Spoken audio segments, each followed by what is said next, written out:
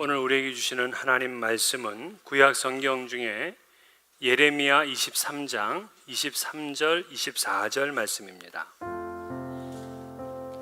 제가 가지고 있는 구약 성경으로는 1087면 예레미야 23장 23절 24절 말씀입니다. 이 계시의 말씀을 봉독할 때에 살아계신 하나님의 음성을 들을 수 있기를 바랍니다. 여호와의 말씀이니라. 나는 가까운 데에 있는 하나님이요 먼 데에 있는 하나님은 아니냐. 여호와의 말씀이니라. 사람이 내게 보이지 아니하려고 누가 자신을 은밀한 곳에 숨길 수 있겠느냐. 여호와가 말하노라. 나는 천지에 충만하지 아니하냐. 아멘. 미국에 유명한 기독교 작가가 있습니다. 바로 필립 얀시죠. 그가 뜻밖의 장소에서 만난 하나님이란 책을 썼습니다. 그 책의 내용을 제가 한번 읽어보겠습니다. 기독교 작가로서 나는 하나님의 흔적들을 찾아내는 일을 배워왔다. 나는 그런 흔적들을 전혀 기대하지 않았던 곳에서 자주 마주쳤다. 과거에 무신론을 주창했던 국가의 지도급 선전 기관원들에게서, 인도의 나병 환자 수용소에서, 그리고 애틀랜타의 빈민가와 심지어는 시카고의 한 헬스클럽에서도, 또 국제사면위원회의 한 모임에서, 필 도나휘의 톡쇼에서, 유대인과 모슬렘 20명 정도가 함께 가졌던 한 주말 모임에서, 페루와 칠레의 교도소에서, 셰익스피어의 연극에서도 그분 하나님과 마주칠 수 있었다. 이렇게 썼어요. 그러니까 필립 얀시는 교회에서뿐만이 아니라 세상 속에서, 일터에서, 깨어진 사회 속에서, 일간 신문지에서, 그리고 그 틈새마다 하나님을 만날 수 있었다. 그렇게 기록을 했습니다. 이처럼 우리들은 이 세상 어디서든지 하나님을 만날 수 있고 느낄 수 있습니다. 그러나 이 구약 시대의 사람들은 그러한 하나님에 대한 생각을 갖지 못했습니다. 그 당시의 신관, 그 당시의 하나님과는 자신들이 거주하는 지역과 땅과 관련되어 있다, 그렇게 믿었어요. 그래서 그 장소를 떠나게 되면 그 신으로부터 벗어날 수 있을 거다 하고 믿었습니다. 그 한 예가 요나 선지자입니다. 하나님께서 요나에게 니느웨로 가라 그랬을 때에 그는 다시스로 갔습니다. 근데 왜 다시스로 갔느냐? 요나서 1장 3절에 보면 여호와의 얼굴을 피하려고 그랬습니다. 즉 선지자인 요나 자신도 그 지역을 떠나가게 되면 하나님에서 벗어날 수 있을 것이다 하고 생각을 했단 말입니다. 또 한 대표적인 예가 아람의 군대 장관이었던 나아만의 일화 가운데 있습니다. 이 나아만 장군은 아람 군대의 아주 1등 공신입니다. 근데 그가 나병에 걸렸어요. 도저히 치유가 안 됩니다.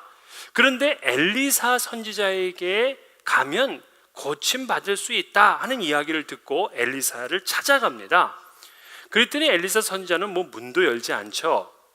가다가 요단강물에서 7번 목욕하고 돌아가라 그랬습니다. 기분이 나빴지만 그래도 한번 순종해 보자 하는 마음으로 요단강물에 7번 들어갔다 나왔다 했더니 그의 피부가 어린아이 살결처럼 아주 희었게 된 것입니다. 그리고는 도저히 그냥 돌아갈 수가 없어요. 그래서 다시 엘리사 선지자를 찾아옵니다. 그리고 뭐라고 고백하느냐? 이제 이스라엘 외에는 온 천하에 신이 없는 줄 아나이다 그랬어요. 이스라엘 외에는 온 천하에 신이 없는 줄 아나이다. 그러니까 지금 이 이스라엘 땅에만 진정한 신이 있다는 걸 내가 알게 됐다는 거예요. 그러면서 엘리사 선지자에게 부탁을 합니다. 무슨 부탁을 하냐면 자기가 가져온 그 노새 2마리의 흙을 가져가겠다 하고 부탁을 해요. 흙을 가져가도 되느냐? 아니 왜 흙을 가져가려고 그래요? 흙을 가져가겠다는 것은 그 땅과 관련이 되어 있는 그 지역에 살고 있는 하나님을 내가 모셔가겠다 하는 그런 의미입니다. 그만큼 당시의 신과는 거주하는 땅과 아주 밀접한 관계를 가지고 있다고요. 그래서 그 당시의 신은 유니버셜 갓이 아니었어요. 로컬 갓이었습니다. 지역신 개념이었어요.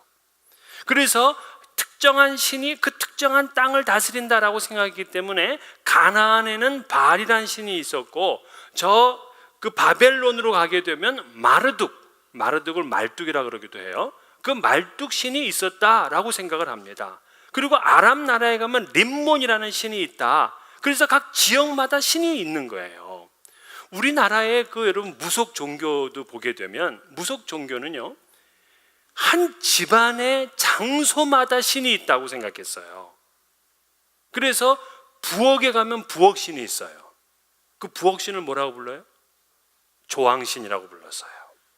장독대에 가면 장독대의 신이 있어요. 그 장독대의 신은 철룡이라고 그러기도 하고, 또 거기서 칠성신에게 예배한다 해서 칠성신이 다스린다고 생각을 했습니다. 아기를 낳는 때는 다른 또 신이 나타나요. 누굽니까? 삼신 할머니. 그래서 전부 다 그 장소마다 하는 일마다 신이 있어서 그 집안을 보호한다고 믿었습니다. 그 정도로 그 당시 사람들은 이 신들이 지역의 한계를 넘어설 수 없다고 생각을 했어요. 그런데 오늘 우리가 읽은 이 본문은 정말 당시 사람들에게는 혁명적인 말입니다. 오늘 이때 하나님께서 예레미야 선지자를 통해서 뭐라고 말씀하셨냐면, 나는 천지에 충만하다. 가까이 계시기도 하고 멀리 계시기도 하시며 천지에 충만한 하나님이다. 이렇게 말씀을 하셨다고요. 이건 당시 사람들에게는 도저히 상상할 수 없었던 그러한 이야기입니다. 그렇잖아요. 우리 현실에서도 아무리 빨리 달려도 어떻게 동시에 있을 수 있냐고요. 지금 제트기가 음속을 초월해 달립니다. 그래서 음속의 2배, 3배면은 마2, 마3 이렇게 얘기를 하잖아요. 근데 여러분, 마10, 마100이 된다고 하더라도 서울에서 시카고까지 1분 안에 제트기가 올 수 있다고 하더라도 서울에 있는 동안에는 시카고에 없는 것이고 시카고에 있는 동안에는 서울에 없는 거잖아요. 동시에 있을 수가 없다고요.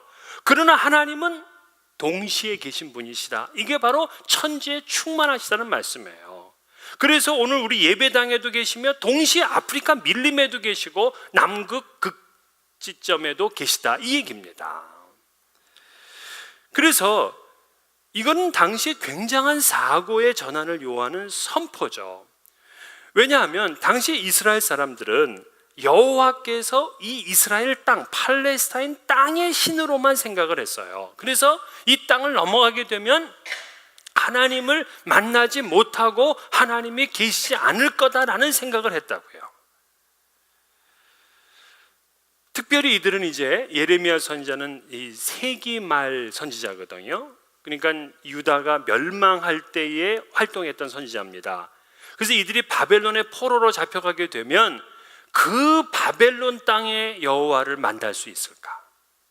그곳에 성전이 없는데 우리가 어떻게 여호와를 느끼며 여호와를 체험할 수 있을까 하는 그러한 고민을 하던 그러한 때란 말입니다. 근데 이러한 때에 이스라엘 백성들에게 소망을 주시는 말씀이 뭐냐면, 나는 천지에 충만한 여호와다 하는 이 말씀이었어요. 그게 바로 무소부지하신 하나님의 계시의 배경입니다. 그러면 하나님은 천지에 충만하신데 정작 우리들은 그 하나님을 잘 못 느끼고 살아요. 우리의 삶 가운데 계신 하나님을 내가 체험하지 못하고 산다고요. 왜 그럴까요? 여러분, 지금 이 방에 제가 소리를 내지 않아도 이 방에는 소리로 가득 차 있습니다. 다만 우리가 듣지 못해요. 그러나 제가 여기 있는 이 라디오를 틀고 볼륨을 올리고 주파수를 맞추면 노래소리가 나옵니다. 뉴스도 나와요. 스포츠 중계도 합니다. 성우들이 드라마도 합니다. 우리 속에, 우리 삶에 천지에 충만하신 하나님이 함께 하시지만 우리가 하나님께 믿음의 주파수를 맞추지 못하면 하나님이 함께 하신 줄 모르죠. 안 보여요. 안 들립니다. 같은 우주 비행사라고 하더라도 믿음의 눈을 가지고 있으면 우주 밖에서도 하나님을 봐요. 그러나 믿음이 없으면 못 봅니다. 실제 러시아 우주 비행사들이 최초로 그들이 우주 밖을 나갔을 때에 뭐라고 얘기를 하냐면 아무리 찾아봐도 하나님은 안 계신다 그랬어요. 그러나 미국의 우주 비행사들이 갔습니다. 이 지구 밖을 나가 보니까 천지에 하나님이 충만하신 걸 느꼈어요. 그래서 그들이 고백한 것이 무엇이냐면 내가 산을 향하여 눈을 들리라 나의 도움이 어디서 올까? 천지를 지으신 여호와에게서로다. 그 고백을 하면서 그들이 귀환을 했습니다. 어떻게 똑같은 우주를 봤는데 어떤 이에게는 하나님이 안 보이고 어떤 이에게는 하나님이 보입니까? 우리의 삶 똑같이 당하는 그러한 삶인데 왜 누구에게는 하나님이 보이고 누구에게는 하나님이 안 느껴지냐는 거예요. 바로 믿음의 주파수를 안 맞췄기 때문에 그렇습니다. 믿음의 눈으로 보게 되면은요, 하나님이 우리 삶 가운데 항상 함께 하셨어요. 여러분 6.25 전쟁 얼마나 참혹했던 전쟁입니까? 인류 역사상 가장 비참했던 전쟁 중에 하나가 우리 한국 전쟁이라고요. 그런데 그 전쟁통에서 살아서 이렇게 이민 생활을 한다는 게 얼마나 큰 하나님의 도우심입니까? 또 가정을 이루고 자녀들을 낳고 우리 일터에서 일하고 지금까지 여러 가지 건강과 또 많은 위험 가운데서 건져주시고 이게 다 하나님의 도우심, 하나님의 함께 하심이 없었다면 이루어질 수 없는 거라고요. 그래서 여러분 유명한 그 발자국, 풋프린트라는 시가 있잖아요. 이 발자국 그 내용은 그렇습니다. 한 사람이 죽어서 천국에 갔어요. 예수님을 만났습니다. 예수님이 그를 너무 반가워서 이렇게 안아주셨어요. 그리고는 그를 데리고서 이제 천국 투어를 합니다. 근데 투어를 할 때에 그의 인생을 기록한 방이 있는 거예요. 궁금해요. 내 인생의 방을 한번 가봐야지. 가봤더니 그의 인생이 발자국으로 다 이렇게 표시가 되어 있는 거예요. 그래서 이 사람이 주님, 내가 가장 행복할 때의 그 발자국은 뭡니까? 하고 보니까 거기는 두 사람의 발자국이 있는 거예요. 그래서 아니 왜 이때는 두 사람 발자국입니까? 너와 내가 함께 걸어간 거지. 그렇구나. 우리 주님이 그때 함께 하셨구나. 그러면 제가 인생에서 가장 괴롭고 힘들고 고통스러울 때 그때는 언제입니까? 보니까 발자국이 하나야.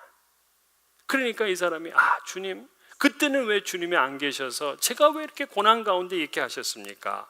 그랬더니 그 주님이 하신 말씀이 그건 네 발자국이 아니라 내 발자국이란다. 내가 너를 업고 그 고난의 길을 갔던 거지. 여러분 우리가 고난 가운데는 하나님이 안 계신 것 같고 그 아픔 가운데는 하나님이 보이지 않는 것 같지만 그때도 주님께서는 우리를 업고 가시고 계신다고요. 그래서 우리가 인생에 항상 행복할 때만 있는 것이 아니에요. 고난 중에도 함께 하십니다. 그래서 우리는 하나님을 벗어날 수가 없습니다. 데이트를 해도 둘만 하는 게 아니에요. 셋이 하는 겁니다. 오죽했으면 사드락, 메삭, 아벳느고 그 세 사람이 풀무불 속에 던져졌습니다. 그런데도 그 속에서 주님이 함께 하셨다고요. 주님이 함께 하셨기 때문에 불 가운데서도 그들이 머리카락 하나 그을리지 아니하고 안전하게 나올 수 있었습니다. 우리는 홀로 있을 수 있는 존재가 아니라는 거죠. 여호와의 낯을 피해서 도망갈 수가 없는 존재입니다.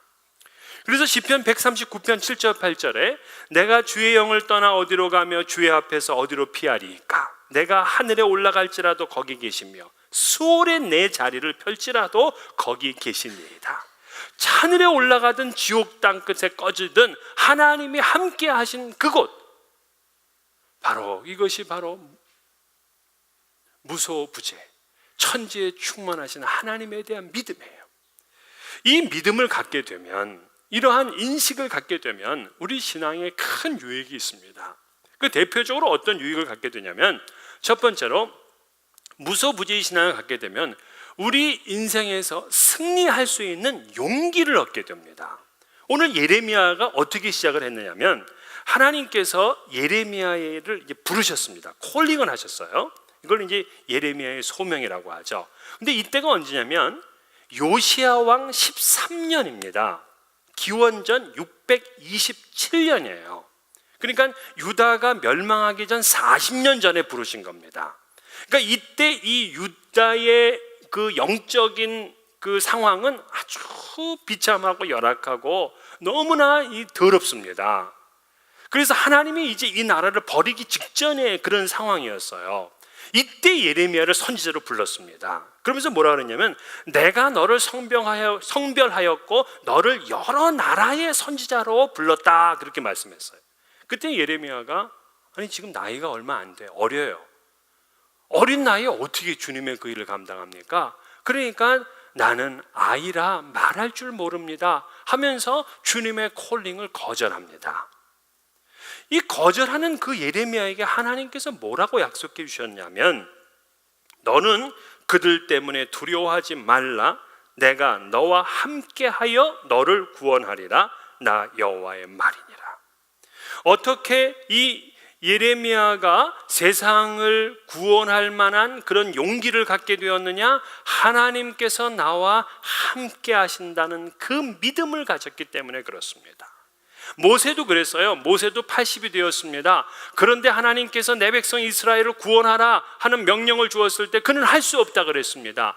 그러나 하나님께서 내가 너와 함께 가리라, 내가 너의 입이 되어주고 내가 너의 혀의 혀가 되어주겠다고 주님이 약속해 주셨기 때문에 그 믿음을 가지고 나가서 바로에게 당당하게 선포했고 이스라엘 백성들을 구원해냈습니다.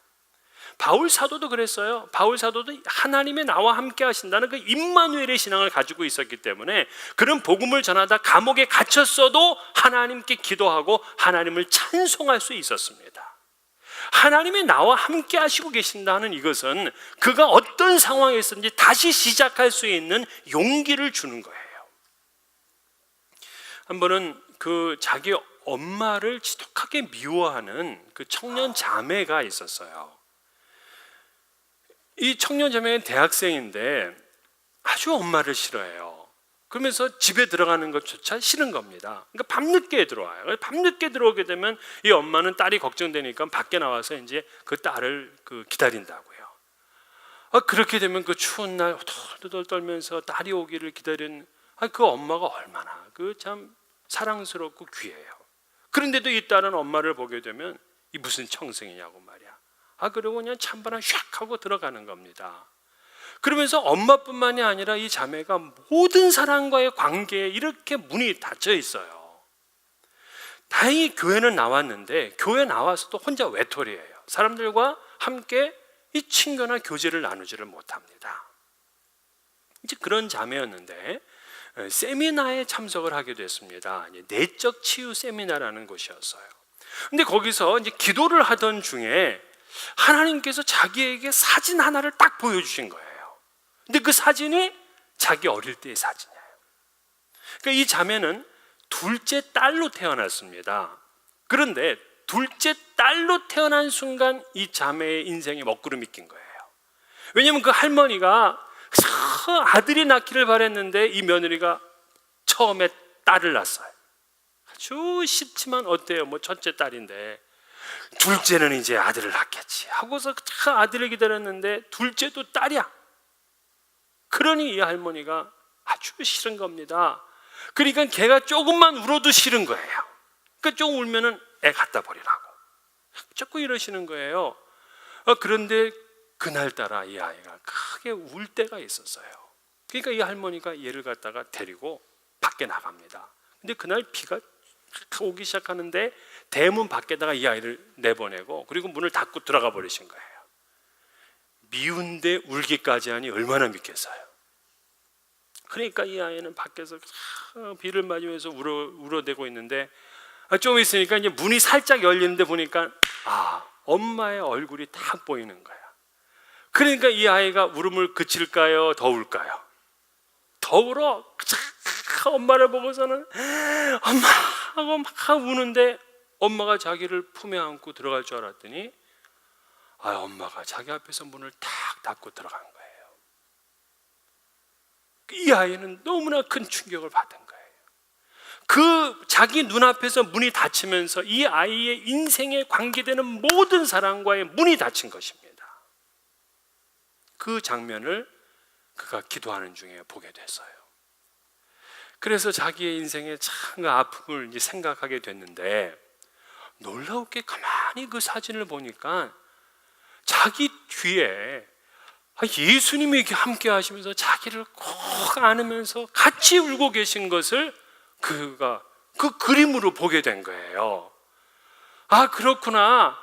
우리 할머니도 나를 버리고 어머니도 나를 버렸지만 우리 예수님은 그때에도 나를 버리지 않고 나와 함께 우셨구나, 주님께서 나와 함께 계셨구나 하는 걸 아는 순간, 그때부터 부모를 용서할 수 있는 마음을 갖게 된 거예요. 그래서 다른 사람들도 용서하고 그 마음의 문을 열기 시작했습니다. 그래서 이 자매가 모두 나를 버려도 버리지 않고 함께 하시는 그 예수님을 알게 된 순간 다시금 인생을 시작할 수 있는 용기를 얻었다고 합니다. 그렇습니다. 하나님이 함께 하신다 하는 이 사실은 그 사람이 어떠한 형편이든지 어떠한 어려움인지 새로 시작할 수 있는, 인생을 승리할 수 있는 용기를 주는 것입니다. 그래서 저도 그 환자들 수술하러 그 수술실에 들어가게 되면 다 겁이 나거든요. 그때마다 항상 말씀을 드립니다. 우리 하나님께서 반드시 우리 집사님, 권사님, 장로님과 함께 하십니다 하고 말씀을 드리면, 그분들이 수술 잘 받고 돌아오시면 그 말이 그렇게 힘이 되었다 하는 그런 간증들을 하세요. 그렇습니다. 하나님은 여러분이 기쁘실 때나 슬플 때나 외로울 때나 심지어 절망하여 죽고 싶을 그때에도 함께 하신다는 사실을 믿으시기를 바랍니다. 우리 예수님께서 부활 승천하셔서 우리에게 주신 위대한 약속이 있습니다. 바로 그것은 볼지어다 내가 세상 끝날까지 너희와 항상 함께 있으리라 하신 말씀입니다. 여러분, 이것이 가장 귀한 복이시죠. 사업에 부도가 나고 살림이 어려워지고 또 병에 걸려서 참 힘든 시간 갖게 되면은요, 친구들 다 떠납니다. 심지어 가족들도 떠납니다. 그러나 하나님은 반드시 그에게 친구가 되셔서 함께 하신다는 사실을 믿으시기를 바랍니다.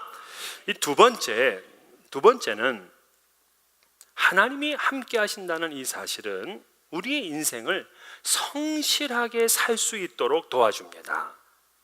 그렇잖아요. 우리는 인생에서 사실은 주인이 보느냐 안 보느냐 이 생각 때문에 주인이 볼 때는 열심히 하다가도 안 보면 대충 하기도 하고 이런다고요. 그러나 그때도 하나님은 지켜보신다는 이 사실을 알아야 돼요. 이러한 사실을 그의 인생 깊이 적용하며 살았던 사람이 있습니다. 바로 전 국무장관이었던 콜린 파월입니다. 이 콜린 파월은 흑인으로서 최초로 국무장관이 되고 합참의장까지 되었던 인물이죠. 그런데 그 콜린 파월의 글이 가이드 포스트라는 그 책에 실려서 제가 한번 자세히 읽어봤어요. 이 콜린 파월은 아버지가 자메이카 사람입니다. 그러니까 자메이카 2세예요. 이민 2세입니다. 그러니까 너무나 어려웠어요. 그래서 그 뉴욕의 빈민가에서 살았습니다.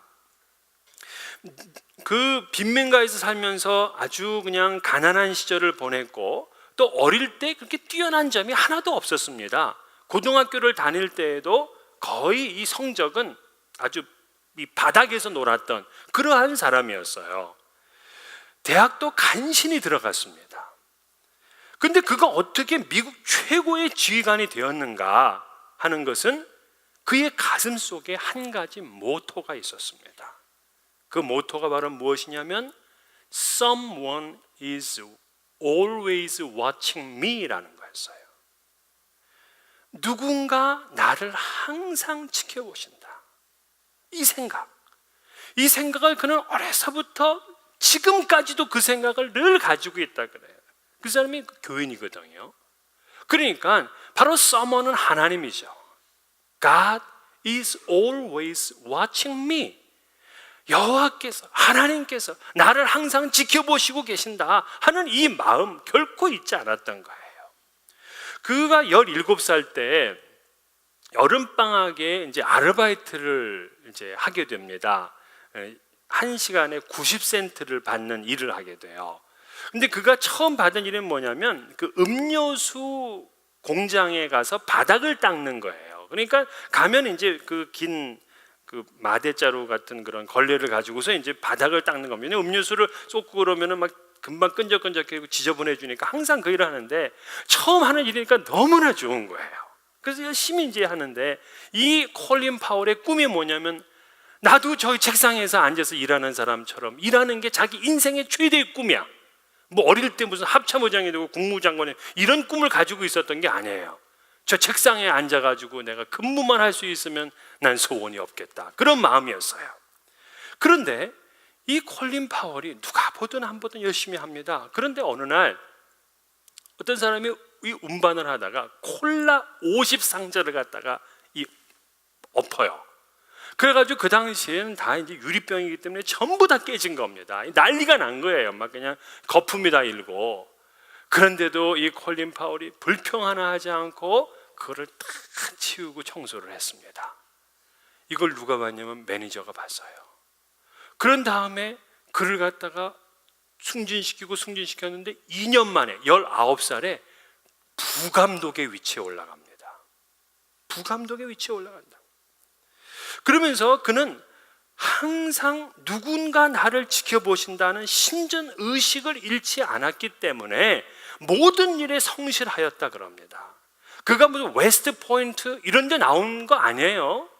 대학에서 ROTC를 졸업을 하고 베트남 전쟁에 나갔다가 전 아버지 부시 대통령에 의해서 1989년에 합참 의장으로 임명이 되었어요. 그래서 사실 오바마가 나오기 전까지는 미국에서 흑인이 대통령이 된다면 아마 콜린 파월일 것이다, 그렇게 생각했다고요.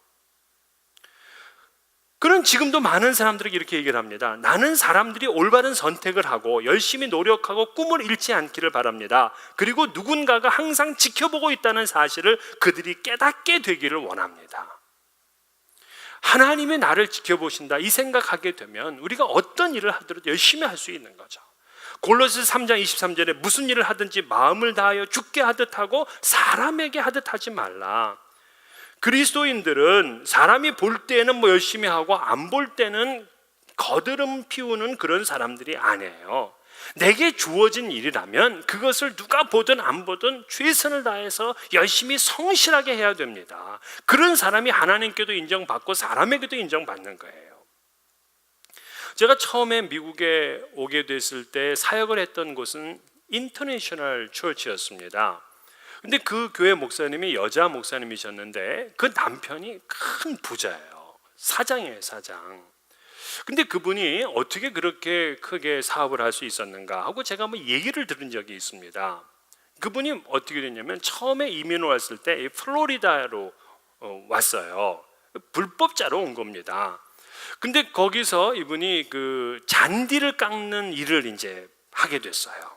잔디를 탁 가는데 플로리다가 얼마나 더워요. 그러니까 이 잔디를 깎다 보면은 막 힘드니까는 주인이 안 보면은 이 스페니시 사람들이 잘 쉬고 뭐 농땡이를 피우고 그랬어요. 그런데 이 집사님만큼은 아무튼 뭐 누가 보든 안 보든 열심히 일만을 했다고요. 그렇게 되면서 자기가 이제는 이 버지니아로 올라가게 되겠다고 하면서 이제 그 주인에게 이제 얘기를 했습니다. 그랬더니 그 사장이 하는 말이 뭐냐면 내가 지금까지 너 하는 일을 보니까 참 너가 성실하다. 네가 만약에 사업을 새롭게 하기 위해서 돈이 필요하다면 나한테 얘기해라. 내가 너한테 그 돈을 대주겠다고 얘기를 한 거예요. 이런 말은 얼마나 잘 들어요.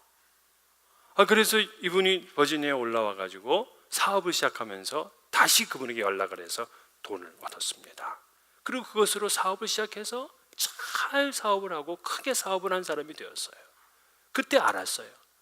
잔디만 잘 깎고 청소만 잘해도 사장도 되고 국무장관도 되는구나. 그렇잖아요. 하나님이 나를 지켜보신다고 생각하면 자기가 하는 일에 성실히 최선을 다할 수 있는 거예요. 천지에 충만하신 하나님, 그분을 믿는 그 믿음이 이렇게 우리 삶을 성실하게 만들어 간다고요. 끝으로 세 번째, 이 무소부지의 신앙은 유혹을 이길 수 있게 만들어줍니다. 하나님이 어디든 계신다 하는 믿음을 갖게 되면 우리도 용기를 얻게 되고 또 우리 삶에 성실히 일할 수 있어요. 하지만 때로는 하나님이 함께 하신다는 사실이 부담스러울 때가 있습니다. 특히 이제 부부싸움 할 때는 좀 하나님이 잠깐 나갔다 오셨으면 좋겠단 말이에요. 그리고 내가 좀 허튼 짓 할 때 있잖아요. 이때는 좀 하나님이 안 계셨으면 좋겠다 하는 생각하게 됩니다. 그러나 사실 이때가 조심스러울 때예요. 이때가. 요셉 보세요. 그 요셉은 항상 하나님이 나와 함께 하신다 하는 이것을 평생 잃어버리지 않고 살았어요. 그렇기 때문에 유혹을 이겨낼 수 있었던 것입니다. 당시에 그는 보디발 장군 집의 노예였습니다. 그런데 이 요셉의 얼굴이 출중하게 잘생긴 거예요. 아주 미남입니다. 그러니까 그 집안의 보디발 장군은 여러분 애굽의 당시 최고 장군이에요. 영웅과 같은 사람이라고요. 영웅의 부인은 되게 얼굴이 못났어요, 잘났어요? 이 영웅의 부인은 얼굴이 다 예뻐요. 그러니까 당시에 최고 미스 이집트, 이 보디발 장군의 아내예요. 그러니까는 얼마나 맨날 뭐 얼굴에 뭐 바르고 뭐 하고 하니까는 그냥 그 미가 그냥 막 천하 제일이에요. 그렇게 아름다운 여인이 뭐 쫙 이렇게 그냥 빠져가지고 요셉을 날마다 유혹을 합니다. 웬만하면 사실 외롭기도 하고 그러니까 눈 하나 잠깐 깜빡 주님 잠깐만 좀 외출했다 오십시오 이럴 수 있는데 그러진 않았어요. 그러진 않았어요. 내가 어찌 이 큰 악을 행하여 하나님께 죄를 지을 수 있겠습니까? 하나님께서 지금 나와 함께 하신다는 이 믿음이 그를 유혹에서 이길 수 있는 힘을 준 것입니다. 그렇기 때문에 주님이 나와 함께 하신다, 천지에 충만하시다, 무소부지하신다 하는 이 믿음을 우리가 분명히 가지고 살아야 돼요. 여러분, 백화점에 도둑들이 많잖아요. 근데 이 백화점 도둑들을 다 잡아가지고서 보면은 공통점이 있어요. 무슨 공통점이냐면 눈이 안 좋아요. 왜 눈이 안 좋은 사람이 왜 도둑이 많냐면 지가 안 보이니까 남들도 자기 안 보이는 줄 알아. 그러나 다 본다고요. 다 봐. 요즘은 또 CCTV가 있어가지고 사람들을 다 봅니다. 그러나 CCTV도 못 본다고 하더라도 하나님께서는 그를 본다고요. 그렇기 때문에 여러분, 뭐 사업을 하는 분도 정직하게 하셔야 됩니다. 넣을 거 제대로 넣고 안 될 것들은 파지 마시고요. 하나님이 계시고 하나님이 함께 하시는데 어떻게 사람이 그렇게 유혹에 빠질 수 있겠습니까? 우리는 하나님을 벗어날 수가 없어요. 가인은 동생 아벨을 죽이고 여호와 앞을 떠났다라고 성경에 되어 있습니다. 그러나 여호와 앞을 어떻게 떠나냐고요? 살인 현장만 떠나면 하나님에게서 벗어날 줄 알았지만 하나님을 벗어날 수 있는 것은 아무것도 없습니다. 오히려 하나님이 그곳에 계신다는 사실을 믿고 그 유혹에서 반드시 벗어나셔야 됩니다. 그래서 오늘 우리는 우리가 믿는 하나님은 천지에 충만하신 하나님, 무소부지하신 하나님이라는 것을 믿고 다시금 여러분이 이 세상에서 승리할 수 있는 용기를 가지시길 바랍니다. 또 여러분들 무슨 일을 하든지 성실하게 행하세요. 죽게 하듯 하셔야 됩니다. 그리고는 어떤 유혹에서도 이기며 거룩한 삶을 사시는 여러분 되시기를 주의 이름으로 간절히 축원합니다. 기도하시겠습니다. 전지전능하시고 천지에 충만하신 아버지 하나님, 우리가 하나님을 믿기에 우리의 삶에 놀라운 역사가 일어난 줄 또한 믿고 기대합니다. 주님께서 이 시간 우리의 삶 가운데 함께해 주셔서 어떠한 어려운 형편에서든지 이길 수 있도록 도와주시옵소서. 우리 성도님들 가정과 하시는 모든 일 가운데 함께 하셔서 새로운 역사를 이루어 주시옵시고 이 세상의 모든 유혹에서부터 이겨낼 수 있는 그러한 담대한 능력도 허락하여 주시옵소서. 예수님의 이름으로 기도하옵나이다. 아멘.